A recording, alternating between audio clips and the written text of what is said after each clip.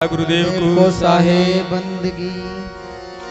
मंगल में दिन आज है, सदगुरु छतिन आयल।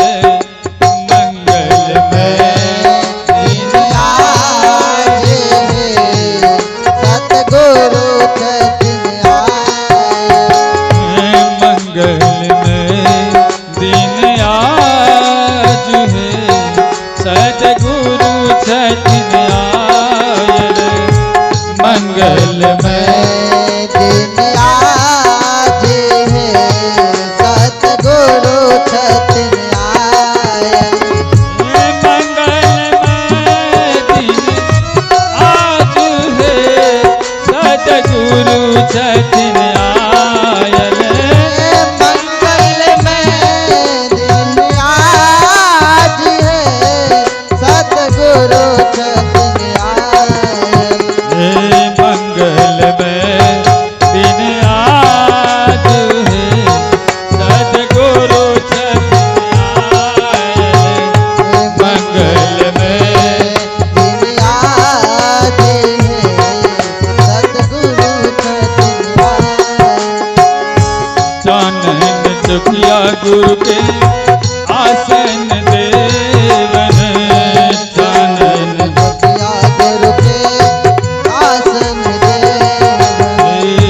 चानन चौकी गुरु के आसन देवन। चानन गुरु के आसन देवन। निर्लाई चरण पखारा बहे, मन कमल खिलायल। निर्लाई चरण पखार बहे, सतगुरु छतिन आयल।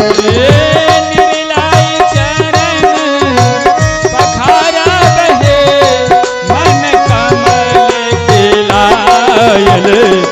मंगल में दिन आज है, सतगुरु छतिन आयल। मंगल में दिन आज है, सतगुरु छतिन आयल।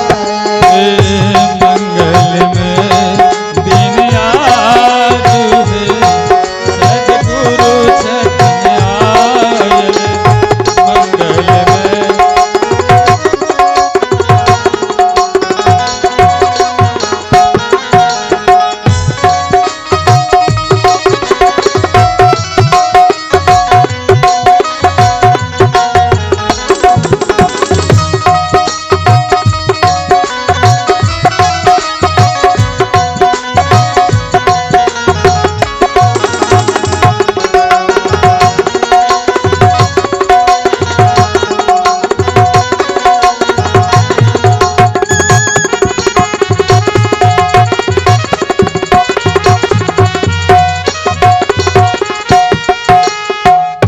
चरण पखारी चरना अमृत लेवन।